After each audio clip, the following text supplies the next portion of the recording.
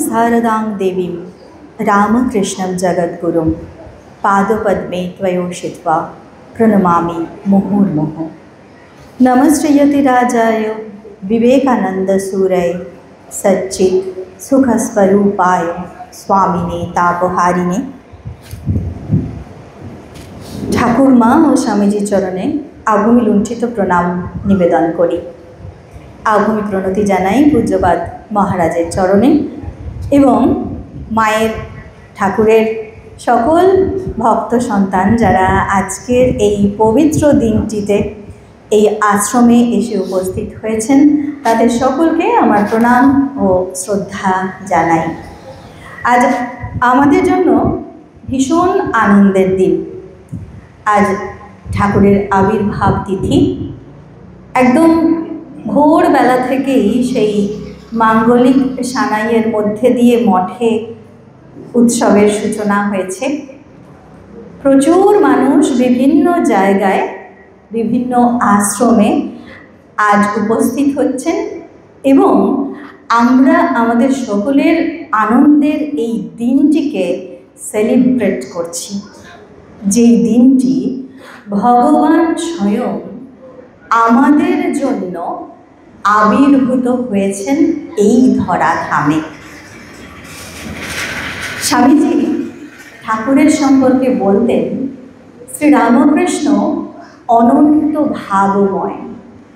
সেই অনন্ত ভাবময় ঠাকুরের কোনো বিশেষ ভাব, এটিই তার শ্রেষ্ঠ, বা এক বা একাধিক বাণী এগুলিই তার শ্রেষ্ঠ বাণী, এইভাবে আমরা আলাদা করতে পারি না। কারণ কথামৃতের প্রতি পাতায় পাতায় এইরকম অসংখ্য মণিমুক্ত ছড়ানো রয়েছে, যেগুলো আহরণ করে আমরা আমাদের জীবনকেই পাল্টে ফেলতে পারি।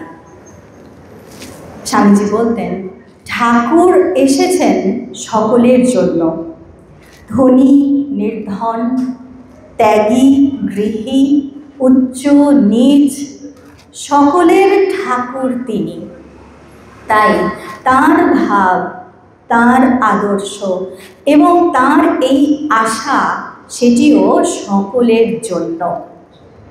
আমরা আমাদের সময় যেহেতু সীমিত, তাই তার সেই অনন্ত ভাবের মধ্যে থেকে, যে ভাবের আসলেই ইতি করা যায় না, যে কথার কখনো অন্ত হয় না, সেই ভাব সেই কথা থেকে কিছু সীমিত বেছে নিয়ে বলতে চেষ্টা করা অবশ্যই বাতুলতা। কিন্তু আমরা তো সসীম, তাই সেই অসীম পরমেশ্বরকে আমরা চারটি ফ্রেমে, ছবিতে খুঁজতে চেষ্টা করি। আর মা বলছেন ছায়া কায়া সমান। তাই আমরা মনে প্রাণে বিশ্বাস করি সেই ছবির মধ্যেও আমরা তাঁকে পাব। তাই এই ছোট্ট সময়ের যেই ভাবগুলোর মধ্যে দিয়ে আমরা তাঁকে খোঁজার চেষ্টা করব, অবশ্যই সেই ভাবগুলি তাঁরই ভাব এবং সেগুলো গ্রহণে আমাদেরই পরম মঙ্গল সাধন হবে।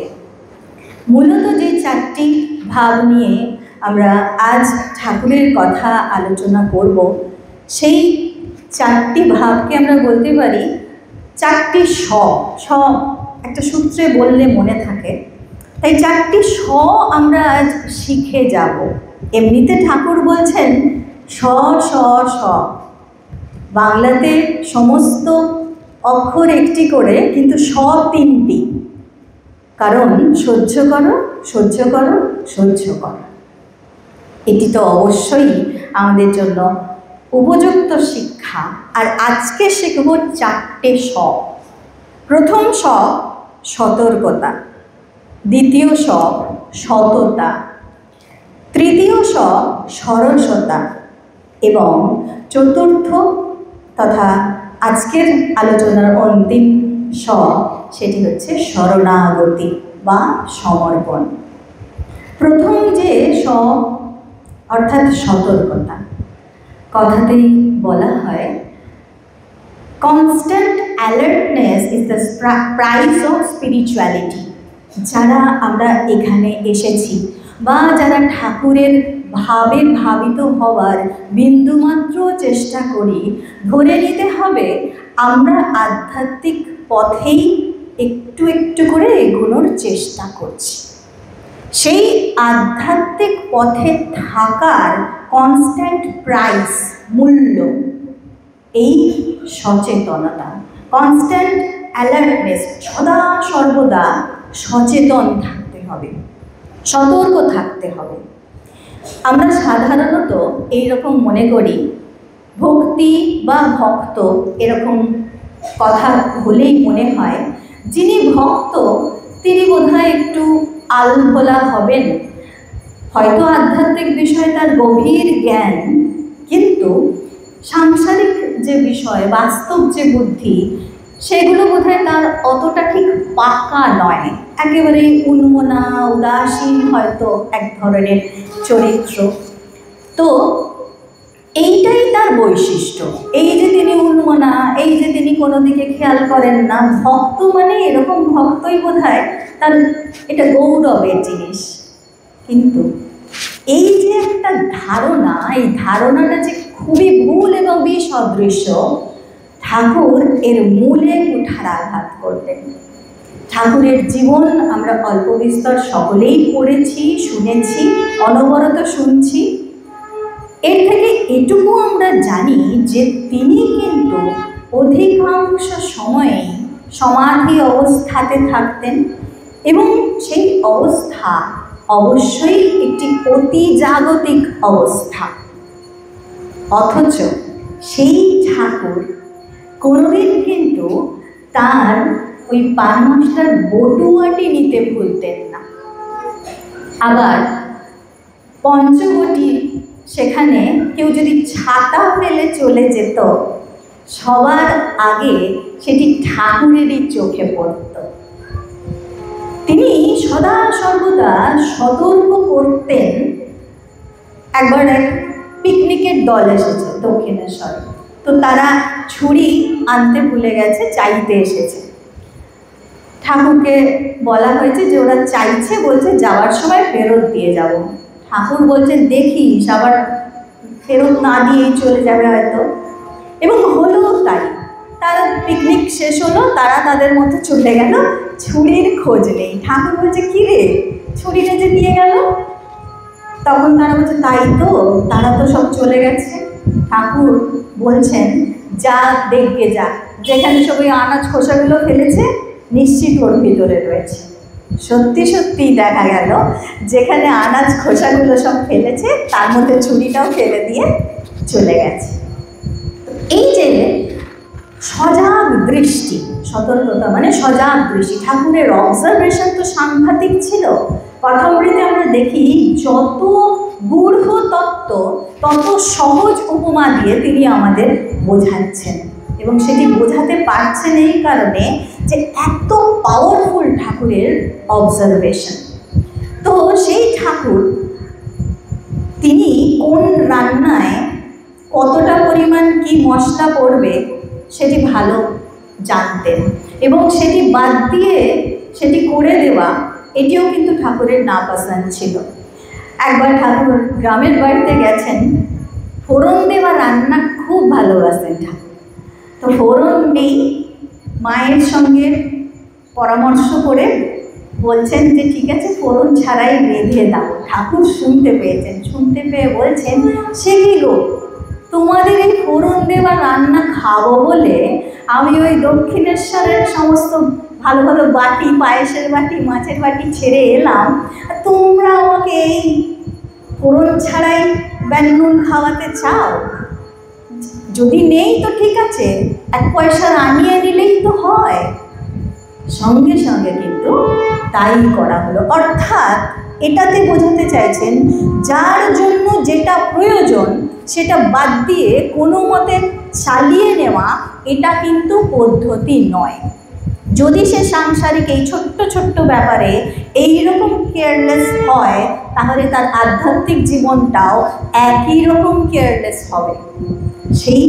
সেই কারণে প্রত্যেকটা ব্যাপারে ঠাকুর অ্যালার্ট থাকতে বলছেন। যোগানন্দজিকে তিনি পাঠিয়েছেন কড়াই কিনতে। যোগানন্দজি গেছেন, গিয়ে একটা দোকানে গেছেন, কড়াই দেখেছেন, বলছেন হ্যাঁ ভালো কড়াই, তো নিয়ে চলে এসেছেন। কিন্তু কড়াইটা সেই রকম কিছু নয়, একটু ফুটো ছিল। ঠাকুর বলছেন যে তুই কি আর 5টা দোকানে এর দামটা যাচাই করেছিলিস? তিনি বলছেন না। বলছে তাহলে তুই এটা যে নিয়ে এলি, কি বলে নিয়ে এলি? না, দোকানদার তো বললো যে ভালো। ঠাকুর তখন খুব ভর্ৎসনার সুরে বলছেন, দোকানি কি ধর্মপুত্র যুধিষ্ঠির? ও তো ব্যবসা করতে বসেছে, ওর জিনিসকে ও তো ভালো বলবে, কিন্তু তুই কেন যাচাই করে আনলি না? কেন আর 5টা দোকানে দাম দেখলি না? যখনই কিছু কিনতে যাবি 5টা দোকানে তার দাম যাচাই করবি, জিনিসটা ভালো করে পরখ করবি, তারপরে আনবি। আবার এখন তো খুবই ফ্রি এর যুগ, ঠাকুর বলে দিতেন পাও যেটি পাওয়া যায় সেটি কিন্তু ছাড়বি না। যদি 4টে লেবুর সঙ্গে একটা লেবু ফাউ পাওয়ার বন্দোবস্ত থাকে, ফাউটা ছেড়ে আসবি না কিন্তু। অর্থাৎ তিনি এটি বোঝাতে চাইছেন সমস্ত ক্ষেত্রে কিন্তু এই সচেতনতাটা প্রয়োজন। তাই বোকা হওয়া এটি কোনো গুণের কথা নয়। ভক্ত মানে বোকা নয়। ভক্ত হতে হবে বলে কি বোকা হতে হবে? যোগানন্দজিকে বলেছিলেন তিনি। তার ঘরে তিনি ওই ছুরিটা যেভাবে যে জায়গায় রাখতেন ঠিক সেইভাবেই রাখতেন। অন্ধকারেও যদি সেই ছুরিটা প্রয়োজন হতো, হাত দিলে খুঁজে পাওয়া যেত। চলতে কিভাবে পাকাতে হবে যাতে তাতে কোনো রকম আঁশ বেরিয়ে থাকবে না, সেটি তিনি নিজে জানতেন, মাকে শিখিয়েছিলেন। এমনিতে আমরা তাকে দেখছি যে ঈশ্বরের নামে তিনি কেঁদে বুক ভাসিয়ে দিচ্ছেন, মার দেখা পাচ্ছেন না, মুখ ঘষছেন মাটিতে। সেই ঠাকুর, তাই বলে কিন্তু বাস্তব বুদ্ধির তার কোনো অভাব এইটি আমরা কেউ বলতে পারবো না। এই যে লৌকিক জীবন এবং লোকোত্তর জীবন, দুটো জীবনের মধ্যে যে একটা সমন্বয়ের প্রয়োজন রয়েছে, সেই সমন্বয়টুকু যে করতে না পারবে, তার জন্য কিন্তু সাংসারিক জীবন বা আধ্যাত্মিক জীবন কোনোটাই সুসামঞ্জস্য হতে পারে না। তাই তিনি শেখাচ্ছেন এবং সেই কারণেই তিনি স্পষ্টভাবে বলছেন যে ভক্ত হবি তো বোকা হবি কেন? তিনি বলছেন সংসার করো, সংসারে থাকো, দোষ নেই, কিন্তু জেনে রাখো সংসার অনিত্য। জেনে রাখো সংসারের ঐশ্বর্য, এই দেহের সৌন্দর্য, শক্তি, মান সম্মান সব কিছু অনিত্য। এই সংসারে দুঃখ, ব্যাধি, যন্ত্রণা, অপমান, ঈর্ষা এইগুলি সত্য। এটি জেনে সংসারে থাকো। তিনি খুব সুন্দর উপমা দিয়ে বোঝাচ্ছেন সংসারে আমরা কিভাবে থাকব। বলছেন সংসারে থাকতে হবে বড়লোকের বাড়ির দাসীর মতো। বড়লোকের বাড়িতে যে সমস্ত পরিচারিকারা থাকেন, বাচ্চাদের মানুষ করছেন, তাদেরকে ভালোবাসছেন, আন্তরিকভাবেই হয়তো তাদের স্নেহ করেন, ভালোবাসেন, মুখে বলেনও আমার হরি, আমার রাম। ঠাকুর বলছেন কিন্তু মনে মনে জানেন এরা আমার কেউ নয়, আমার যারা আপনজন তারা কিন্তু সেই দেশের বাড়িতে আছে। বলছেন কচ্ছপ চলে জলেতে, কিন্তু তার মনটা কোথায় জানো? আড়ায়, যেখানে তার ডিমটা সে রেখে এসেছে। তিনি এই প্রসঙ্গে বলছেন যে ঈশ্বরই একমাত্র আপনজন, বাদবাকি কেউ আপনার নয়। এক গুরু তার শিষ্যকে এই সত্যটি বোঝানোর চেষ্টা করছেন, কিন্তু আমাদের মতো মানুষের পক্ষে তো এটা বোঝা বা স্বীকার করে নেওয়া বিরাট মারাত্মক ব্যাপার। যাদেরকে রাত্র দিন আমার করছি তারা আমার নয়, এটা মানব কী করে? তো তো সে শিষ্য তখন একটু তাকে গুরুদেবকে বলছেন যে হ্যাঁ গুরুদেব, আপনি বলছেন বটে ঈশ্বরই একমাত্র আপন, কিন্তু আমি তো দেখি আমার মা, আমার পরিবার, তারা তো আমাকে বেশ ভালোবাসে। গুরুদেব দেখলেন একে বলে হবে না, হাতে কলমে একে প্রমাণ দিতে হবে। বললেন আচ্ছা বেশ ঠিক আছে বাবা, আমি ব্যবস্থা করছি। আমি তোমাকে কয়েকটা বড়ি দেব, তুমি এই বড়িটা খেয়ে বাড়িতে গিয়ে শুয়ে পড়বে। তুমি শুয়ে পড়বে, বাইরের লোক যারা আছে, বাড়ির লোক যারা তোমাকে দেখবে, বাইরে থেকে দেখে তারা ভাববে যে তুমি মৃত, মারা গেছো, বাইরে প্রাণের কোনো লক্ষণ থাকবে না, কিন্তু তুমি যা ঘটছে সারাউন্ডিংসে সবটা তিনি দেখতেও পাবেন, শুনতেও পাবেন। বলছে তারপরে তুমি এইটুকু করো, আমি তার মধ্যে পৌঁছে যাব।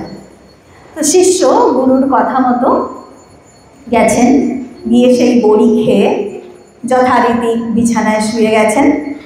এইবার বাড়িতে বিরাট কান্নার রোল পড়ে গেছে, কি হবে গো, এরকম তিনি মারা গেলেন, অকালে চলে গেলেন, প্রচুর কান্নাকাটি হচ্ছে। মা খুব কাঁদছেন, স্ত্রী খুব কাঁদছেন, আমার ছোট ছোট বাচ্চা তাদের কি হবে, খুব কাঁদছেন। এই সময় সেই গুরু সেখানে উপস্থিত হয়েছেন, হয়ে বলছেন যে কি হয়েছে, দেখুন না ইনি হঠাৎ করে মারা গেছেন। গুরুদেব বলছেন তখন যে আমি একে সুস্থ করে দিতে পারি, কিন্তু এ বেঁচে যাবে। তাই? হ্যাঁ তাহলে এক্ষুনি করুন। বলছে হ্যাঁ, কিন্তু তার আগে একটা কথা আছে, আমি একটা ওষুধ দেব, সেই ওষুধটা একজনকে খেতে হবে যে এর আপনজন। মা খেতে পারেন বা স্ত্রী খেতে পারেন, যারা সবচেয়ে আপনজন, কিন্তু খেলে তিনি মারা যাবেন, ইনি বেঁচে উঠবেন। তো ঠিক আছে, তো মা তো খেতেই পারেন নিশ্চয়ই, এত কান্নাকাটি করছেন দেখছি। মাকে বললেন যে মা আপনি তাহলে ওষুধটা খান। মা তখন বলছেন যে তা কী করে এটা হয়, বদ্যি সেজে এসেছেন, কী করে এটা হয় বদ্যিমশাই, দেখুন আমার তো সংসার রয়েছে আরও সব, আমি কি করে এটা খেতে পারি, ওর যা হয়েছে হোক, আর কি করা যাবে, মেনে নিতে হবে। তারপর তার স্ত্রী, যিনি এতক্ষণ মাটিতে লুটোপুটি খাচ্ছিলেন, তাকে ডাকা হয়েছে। বলছে ঠিক আছে, এনার তো জীবনই বৃথা হয়ে গেছে, স্বামী চলে গেছেন, তিনি তো নিশ্চয়ই খাবেন, তাহলে আপনি খান, আপনার এত প্রাণ প্রিয় যিনি।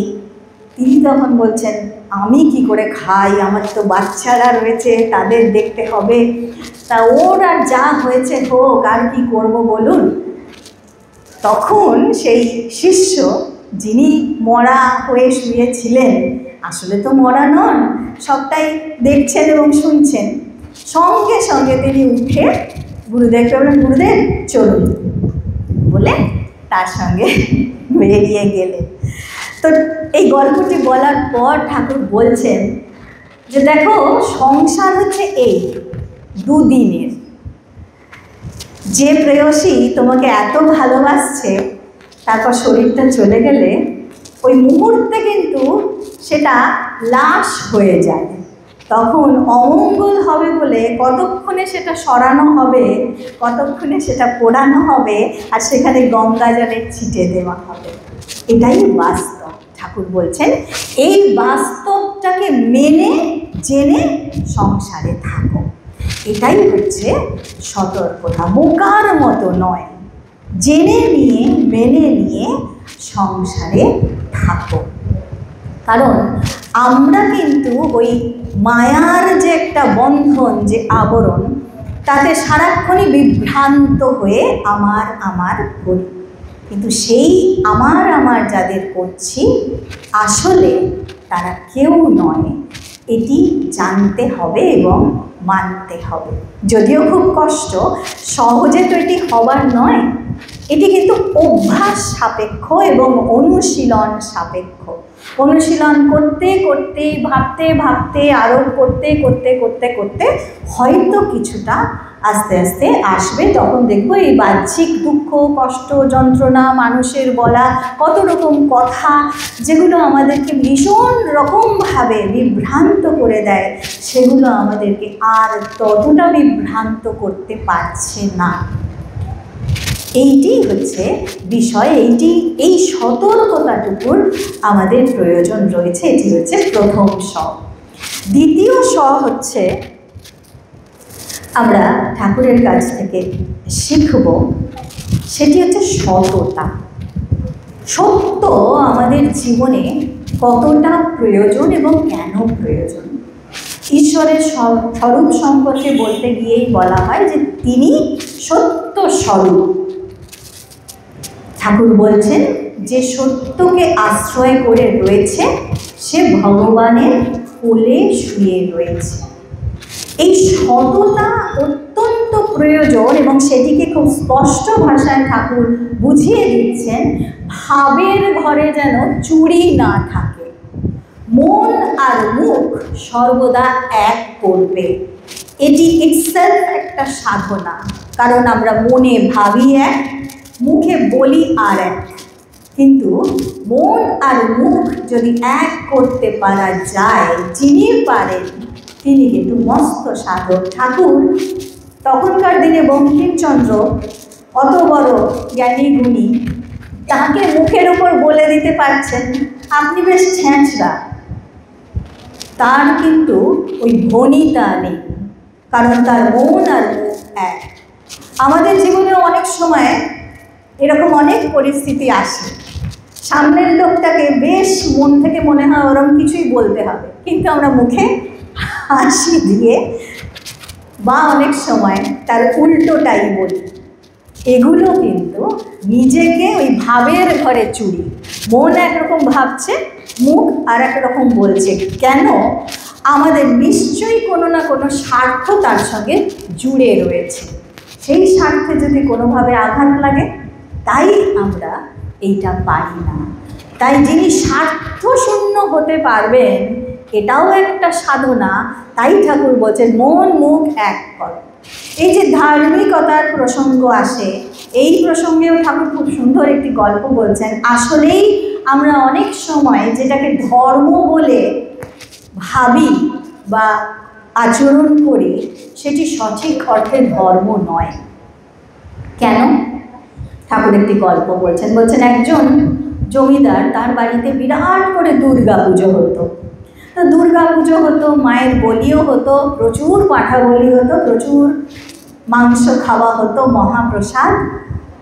বলছে বেশ কিছু বছর বেশ ধুমধাম করে পুজোর পর আস্তে আস্তে ধুম কমতে লাগলো, শেষ পর্যন্ত পূজা বন্ধ হয়ে গেল।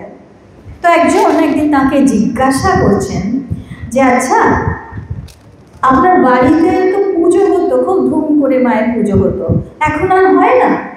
তিনি বলছেন আর বয়স হয়ে গেছে, দাঁতের জোর কমে গেছে, পাঁঠা আর খাওয়া যায় না, সেই জন্যে আর পুজো হয় না। ঠাকুর এত সুন্দর করে যখন গল্পগুলো বলছেন যে তার মানে তার পূজাটা হচ্ছে, পূজা তো নয়, পাঁঠা খাওয়ার ফিস্ট।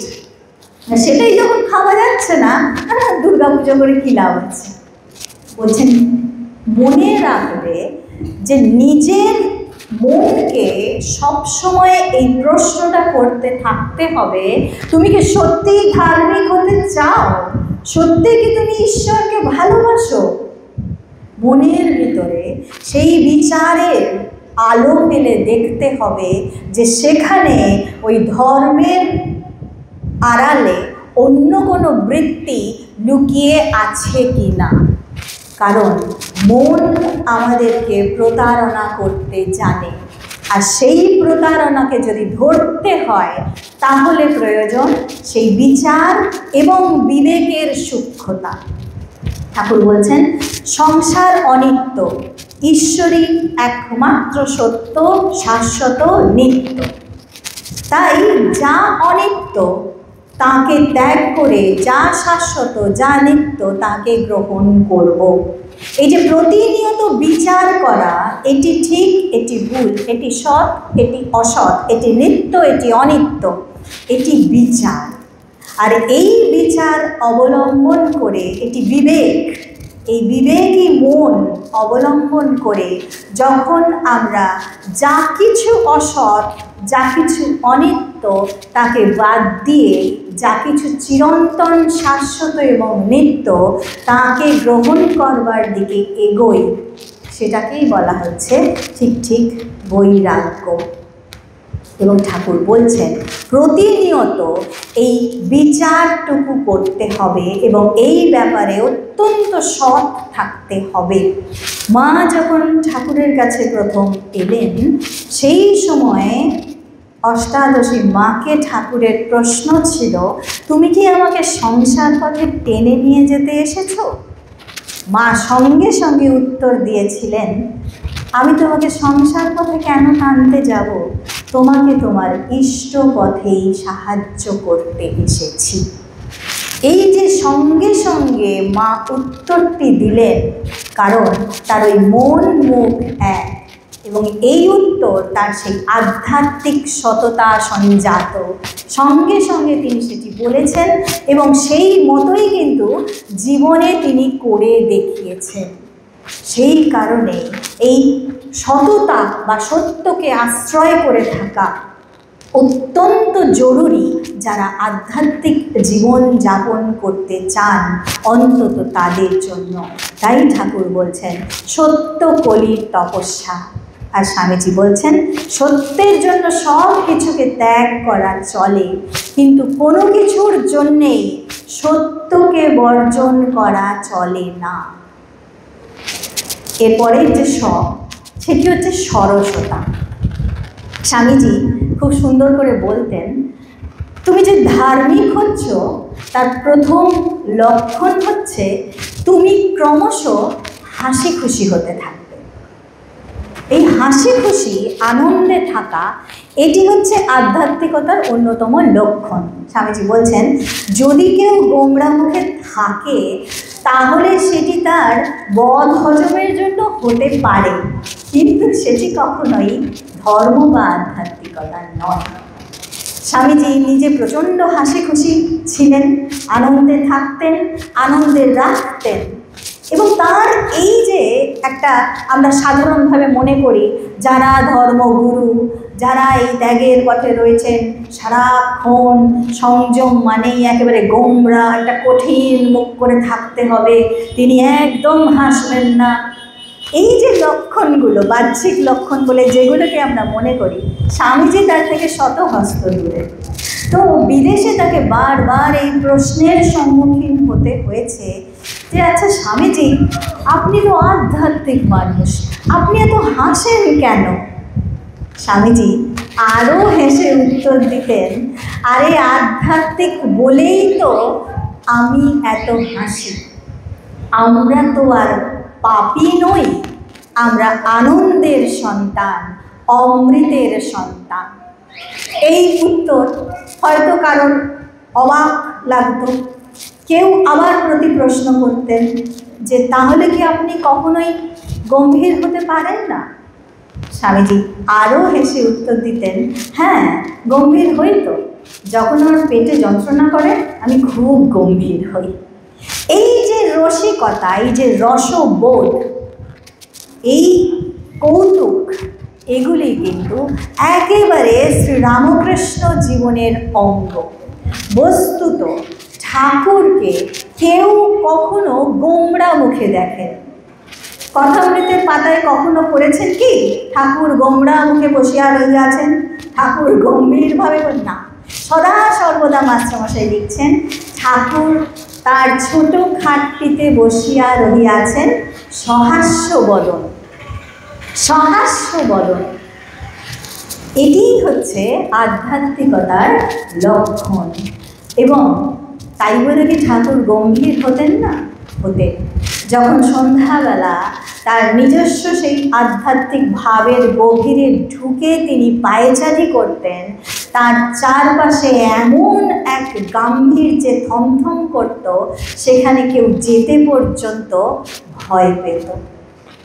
কিন্তু তাই বলে সেটি কোনো বিষণ্ণতা নয়, তার শারীরিক বা মানসিক কোনো কারণই কখনো তার মানসিক প্রসন্নতার ওপর কোনো প্রভাব ফেলতে পারেনি। যেই কারণে মা বলছেন তাকে কখনো গোমরা মুখে দেখিনি বাবু।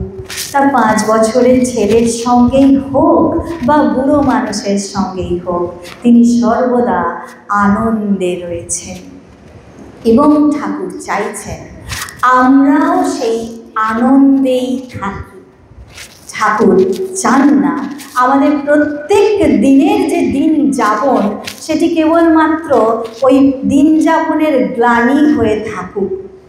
ঠাকুর চান আমরাও আনন্দে থাকি, কারণ আমরাও আনন্দের সন্তান।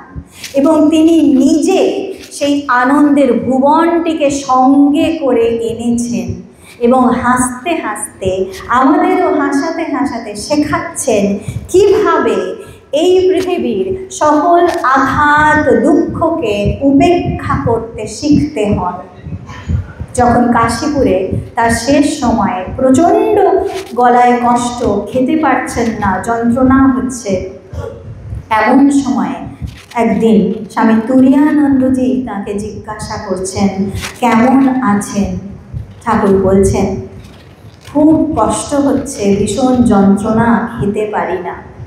কিন্তু মহারাজ লক্ষ্য করছেন ঠাকুর এই কথা বলছেন বটে, আসলে কিন্তু তিনি বেশ আনন্দেই আছেন।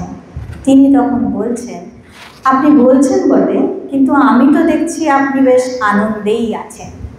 মুহূর্তে সেই যন্ত্রণার খোলসটি যেন খসে পড়ল। ঠাকুর হেসে উঠলেন এবং তার সেই বিশেষ শব্দটি ব্যবহার করে তিনি বলছেন এই রে শালা ধরে ফেলেছে রে। এই যে মৃত্যু যন্ত্রণা সেটিকেও তিনি ওই একালের নীলকণ্ঠ হয়ে হাসির তোড়ে ভাসিয়ে দিচ্ছেন। এই হচ্ছেন ঠাকুর। তাই আমাদের জীবনকেও আনন্দে রাখতে আমাদেরকে এই রসিকোত্তমেরই আশ্রয় নিতে হবে। এর পরের এবং শেষ যে সেটি হচ্ছে শরণাগতি বা সমর্পণ। সেটিই হচ্ছে একেবারে শেষের কথা। এটি করতে পারলেই সব হলো। ঠাকুর বলছেন তাঁর শরণাগত হয়ে থাকতে হয় এবং তাঁর ইচ্ছার কাছে নিজের ইচ্ছাকে লয় করে দিতে হয়। রামের ইচ্ছা, এই প্রসঙ্গে তিনি খুব সুন্দর একটি গল্প বলতেন তার নিজস্ব ভঙ্গিমায়। কথামৃতে আমরা সকলেই সেই গল্পটি পড়েছি। রামের ইচ্ছা বলছেন এক তাঁতি থাকতো, খুব ধার্মিক। তো তার ধর্মবোধ সম্পর্কে, সততার সম্পর্কে সকলেই ওয়াকিবহাল। তিনি যখন বাজারে যেতেন, কেউ যদি দাম জিজ্ঞাসা করত কাপড়ের দাম কত, তিনি বলতেন সুতোর দাম 1 টাকা, মেহনতের দাম 4 আনা, আর আমার মুনাফা 2 আনা, কাপড়ের দাম 1 টাকা 6 আনা। বলা মাত্রই দাম ফেলে দিয়ে সকলে কাপড় নিয়ে নিত। তিনি প্রতিদিন তার রাত্রিবেলা খাওয়া দাওয়ার পর একটা চণ্ডী মণ্ডপ গ্রামে ছিল, সেখানে বসে তিনি একটু কীর্তনাদি করতেন। তো একদিন ঘুম আসছে না, বেশ অনেকটা রাত্রি হয়ে গেছে। তিনি সেখানে চণ্ডী মণ্ডপে বসে কীর্তন করছেন নিজের মনে গুনগুন করে। এই সময় একদল ডাকাত সেখান দিয়ে যাচ্ছে। তো তারা তাকে দেখতে পেয়ে, তাদের দলে লোক কম পড়েছিল, ডাকাতি করতে যাচ্ছে, তো লোকের প্রয়োজন, মুঠ বইতে হবে, তাকে ধরে নিয়ে গেছে। তারপর তারা ডাকাতি করে বেশ কিছু ডাকাতির মালপত্র তার মাথার ওপর চাপিয়েছে। এমন সময় সেখানে পুলিশ এসে গেছে, ধরা পড়েছে। সে এবার সেই রাত্রের মতো তাকে হাজতে নিয়ে যাওয়া হলো। পরের দিন বিচার হবে, ম্যাজিস্ট্রেট বিচার করবেন। আদালতে পরের দিন গ্রামের লোক সব একেবারে উপস্থিত। তারা বলছে যে হুজুর, এ কখনো এরকম চুরি করতে পারে না, এরকম লোকই নয়। তখন সেই হুজুর ভাবছেন তাই তো, এতগুলো লোক এর পক্ষে বলছে, তো আচ্ছা ঠিক আছে তুমি বলো গো, তোমার ঠিক কী হয়েছিল কালকে। সে তখন বলছে হুজুর, রামের ইচ্ছায় আমি খাওয়া দাওয়া সেরে রাত্রিবেলা চণ্ডী মণ্ডপে বসে একটু মার নাম করছিল। রামের ইচ্ছায় সেই সময় একদল ডাকাত সেখানে এসে পড়ল।